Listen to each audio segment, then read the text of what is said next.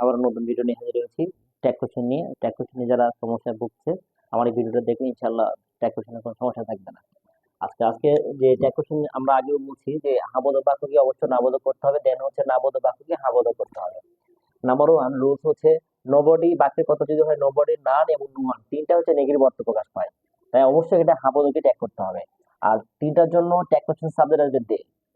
আচ্ছা, number two rules everybody, everyone, all তিনটা হচ্ছে আবদ্ধ বাক্য অর্থ প্রকাশ পায়, তাই আমরা কি করব এর জন্য দেয়ার সাবজেক্ট, বাট কিন্তু এটা নাবোধকে ট্যাগ করতে হবে, অবশ্যই ভাবে পরে নট বসাতে হবে।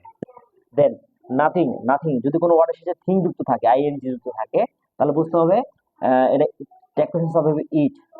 নাথিং এর জন্য ইট আছে, বাট কিন্তু এটা নাথিংটা নেই, নাবোধক, তাই তোমাকে হাবোধকে ট্যাগ করতে হবে। Then modal verb, modal verb হচ্ছে কি can, could, may, might, shall, should, have to, has to, dare, need, etcetera. Modal verb থাকলে মোডাল ভাবই ট্যাগ কোশ্চেন সাবজেক্ট হিসেবে ব্যবহার হবে, কিন্তু হাবোধক থাকলে নাবোধক করতে হবে।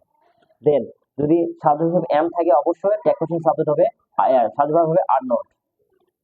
দেন বাক্যের কথা যদি হয় এনিথিং, সামথিং, এভরিথিং, এটা হচ্ছে তিনটা হাবোধক বাক্য প্রকাশ পায়, তাই তোমাকে নাবোধক করতে হবে। আর তিনটা জন সাবজেক্ট আসবে ইট। দেন হোয়াট এবং হাউ দ্বারা কোনো বাক্য শুরু হলে একে ট্যাগ কোশ্চেন করতে গেলে অবশ্যই আমি একটা এক্সাম্পল দিয়েছি, what a beautiful girl she is, লাস্টের সাবজেক্ট প্লাস ভার্ব দিয়ে তোমাকে করতে হবে। এটা হাবোধক থাকলে নাবোধক, নাবোধক থাকলে হাবোধক। যেমন এক্সাম্পল দিয়েছি শি ইজ, তাহলে কি হবে ইজ নট শি। এভাবে আমরা বেশি বেশি প্র্যাকটিস করব, তাহলে দেখা যায় ট্যাগ কোশ্চেনের সমস্যা থাকবে না। Thank you.